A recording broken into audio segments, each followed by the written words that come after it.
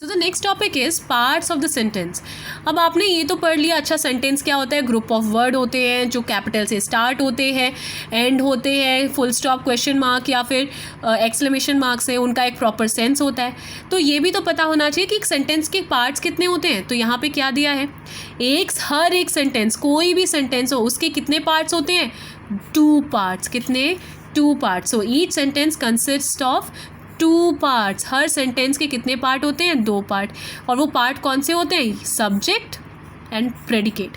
So any sentence is formed with a subject and predicate, और any sentence formed has to have a subject and a predicate.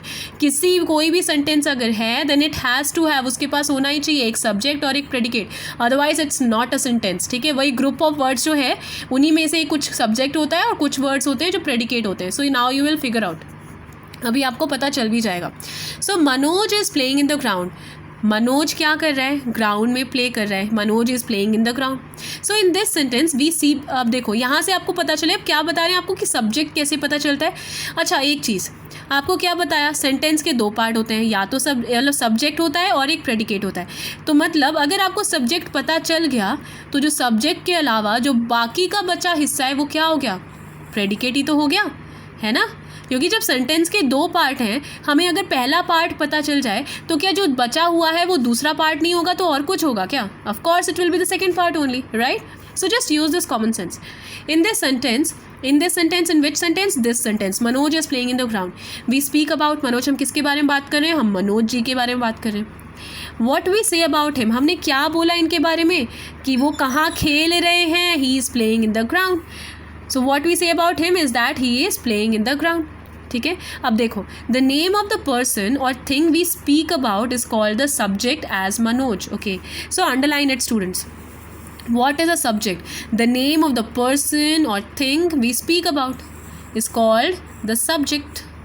ठीक है, मतलब जिसके बारे में बात हो रही है या जो कोई काम कर रहा है, फिर चाहे वो कोई थिंग है, कोई पर्सन है, एनी ऑब्जेक्ट, एनीथिंग। ओके, सो अगर जिस चीज़ के बारे में बात हो रही है वही क्या है, सब्जेक्ट। ठीक है, और उसके बारे में जो बात हो रही है वो क्या हो गया, predicate. Okay, so one more time, the name of the person or thing we speak about is called the subject. किस नेम किसका, पर्सन का या थिंग का, जिसके बारे में बात हो रही है उसको हम क्या कहते हैं, subject. And you tell me, the name of a person, place or thing is called noun, right? So the basic function of noun is to serve as a subject or as a object. ठीक है, subject या object की तरह सर्व करना ही noun का एक function है। ठीक है, तो यहाँ पे सब्जेक्ट है। ठीक है, तो सब्जेक्ट क्या है, the name of the person और thing we speak about is called the subject. तो सब्जेक्ट जब भी होगा तो वो एक क्या होगा, एक नाउन होगा, या नाउन के जगह पे, मतलब सब्जेक्ट की तरह अगर कोई भी चीज़ यूज़ हो इसका मतलब वो क्या है, एक नाउन है। ठीक है, और नाउन के भी डिफरेंट टाइप्स होते हैं, यू मस्ट बी नोइंग और you will be studying it later on. Okay, as Manoj. So what we say, अब यहाँ पे सब्जेक्ट क्या है, इसमें बात किसके बारे में हो रही है, Manoj is playing in the ground. कौन खेल रहा है, किसके बारे में बात हो रही है, मनोज के बारे में, मनोज भाई साहब के बारे में। ठीक है, तो जो मनोज हैं ये क्या हुए, ये हो गए हमारे subject. Now is playing in the playground. अब ये कर क्या रहे हैं, he is playing in the playground, तो ये क्या हो गया, ये हमारा हो गया प्रेडिकेट। अब आपको ही मैंने बताया ना अभी शुरू में कि अगर सेंटेंस के 2 पार्ट होते हैं और अगर हमें पहला पार्ट पता चल जाए तो उस सेंटेंस का जो बचा हुआ पार्ट हो वो क्या हो जाएगा, सेकेंड पार्ट, जो कि हो गया predicate. Okay, so the name of the person or thing we speak about is called the subject as Manoj. What we say about the subject is called the predicate. Okay, so what is a predicate? What we say about the subject is called predicate. जो हम subject के बारे में बताते हैं वो क्या होता है, हमारा predicate. As, और यहाँ पे क्या है predicate, अभी आप ही बताओ। मनोज जी के बारे में बात हुई और क्या बात हुई, that he is playing in the playground या he is playing in the ground। तो यहाँ पे predicate क्या होगा, is playing in the ground। The subject and the predicate consist of a single word or a group of words.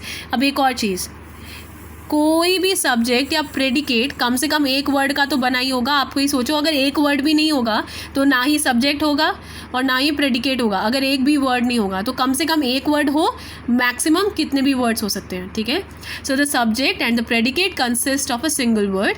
जो subject होते हैं और जो प्रेडिकेट होते हैं कम से कम एक वर्ड से बने होते हैं, मैक्सिमम वो कितने भी वर्ड से बन सकते हैं। ठीक है, जितने की रिक्वायरमेंट हो। तो वर्ड और अ ग्रुप ऑफ वर्ड, या तो एक वर्ड से भी बन सकते हैं या फिर ग्रुप ऑफ वर्ड से भी सब्जेक्ट और प्रेडिकेट बन सकते हैं। Okay. Rest we will be discussing in the next class. Okay, yes students, so now I have got some questions for you. यहाँ पे आप देख रहे हैं, you have got some questions. Okay, you can take the screenshot or you can just pause the video and write it down. So first one is what is the sentence. यहाँ पे आपको बताना है कि sentence क्या है. Second is how many parts does the sentence has. एक sentence के कितने part होते हैं आपको पता है, मैंने बताया. And name them, you have to just name them.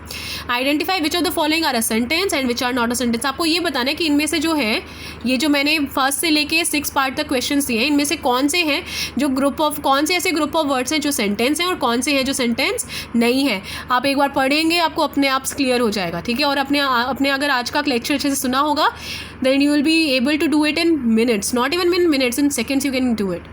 Rearrange the following jumble words. ये जो जम्बल वर्ड्स हैं ये आपको रीअरेंज करने हैं वैसे ही जैसे एक उधर नॉन मीनिंगफुल सेंटेंस दिया था. ठीक है, मीनिंगलेस सेंटेंस दिया था, Raj is a book reading, उनको हमने रीअरेंज किया तो Raj is reading a book आया था ना. ठीक वैसे यहाँ पे कुछ ऐसे ही मीनिंगलेस सेंटेंसेज हैं. You have to just meaningless group of words हैं एक्चुअली.